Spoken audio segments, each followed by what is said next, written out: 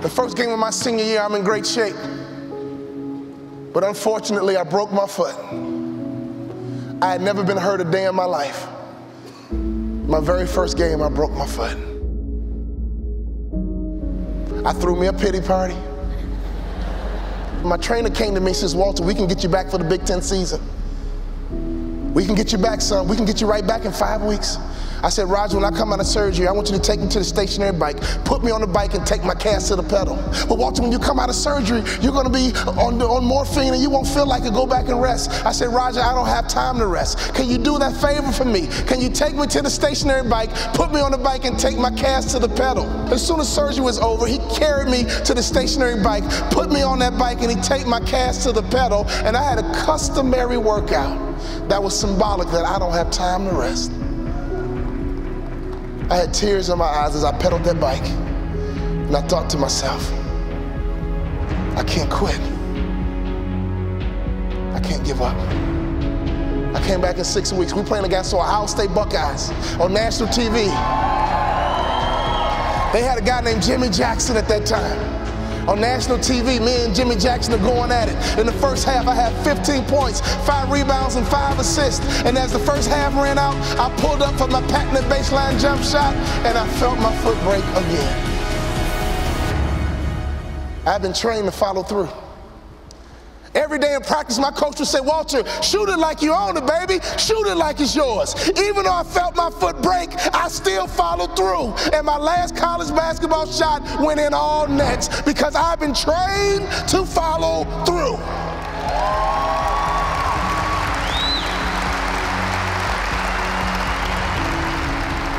You have to be disciplined every single day and train yourself to follow through on all your fundamentals, and that's how you're going to be successful. You have to do it when you don't feel like it. You have to do it when you feel discouraged. You have to do it when you don't feel healthy. You have to do it when you're under the weather. Every single day, you have to train yourself to focus and commit to your business and follow through.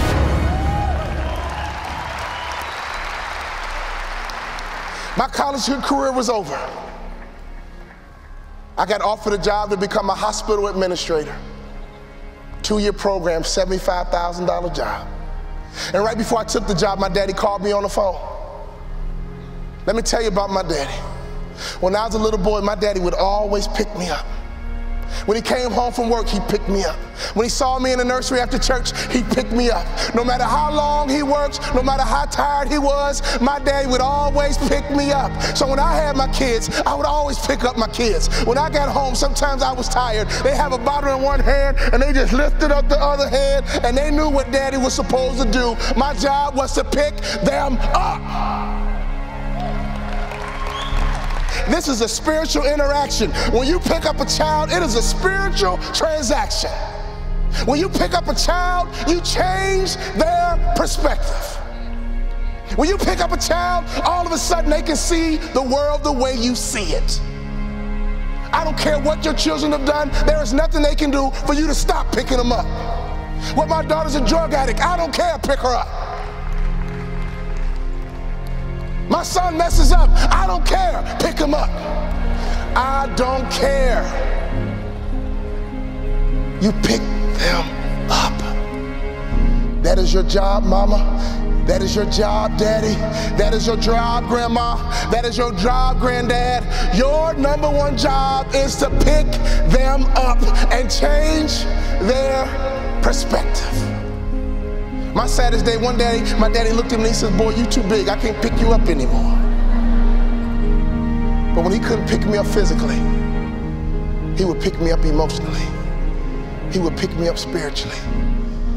I had a great dad because he would always pick me up. He would always change my perspective.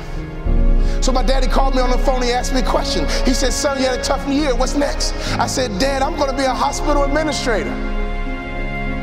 He said, not bad, but let me ask you a question, son. Do you believe you're an NBA player? You can't outproduce your self-image, son. If you don't think so, go take the job. But if you believe you're an NBA player, go for it. My dad had the self-control and discipline and waited for my answer. And my answer was yes. You're right, Dad. I can't work the rest of my life. But playing in the NBA is a dream I've had ever since I was a little boy. He said, go for it, son. I limped back into my coach's office with a cast on my foot. I said, Coach, what do I need to do to play in the NBA?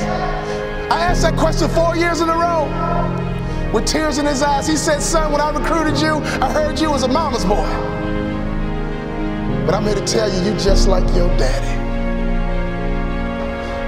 But what do I need to do to play in the NBA? He said, do 2 things you can play in the NBA. Lose 20 pounds and shoot a 3-point shot with range, you can play in the NBA. I think you should be a motivational speaker, son, but if you lose 20 pounds and shoot a 3-point shot with range, you can play in the NBA. I lost 20 pounds, and every day I would shoot 500 shots a day, every single day. I got invited to training camp with the Dallas Mavericks, and not only did I make the team, I became the first ever undrafted rookie free agent in the history of the Dallas Mavericks to start opening night.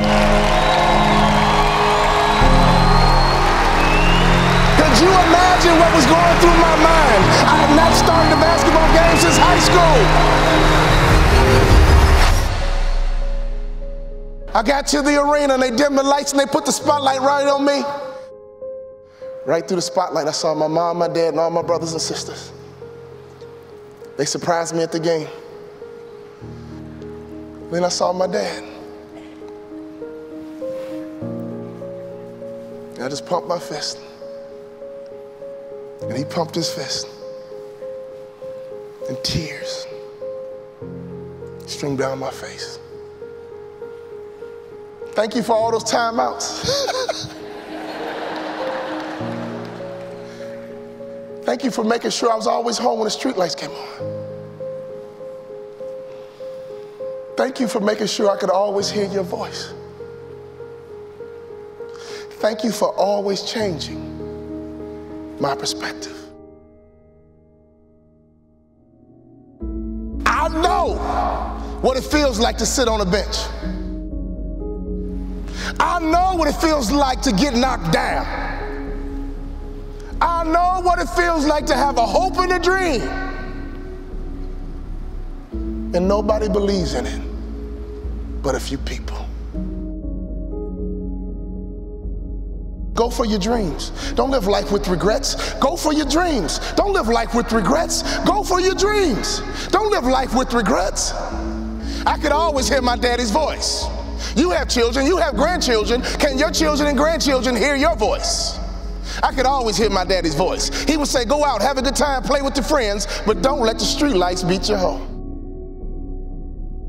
When I started my motivational speaking business, I called my daddy and said, Daddy, I'm going to be a motivational speaker. He said, son, you think you can be successful at it? I said, yes, sir. You think you can make a lot of money at it? I said, yes, sir. He says, go for it. That's all my daddy said to me was go for it.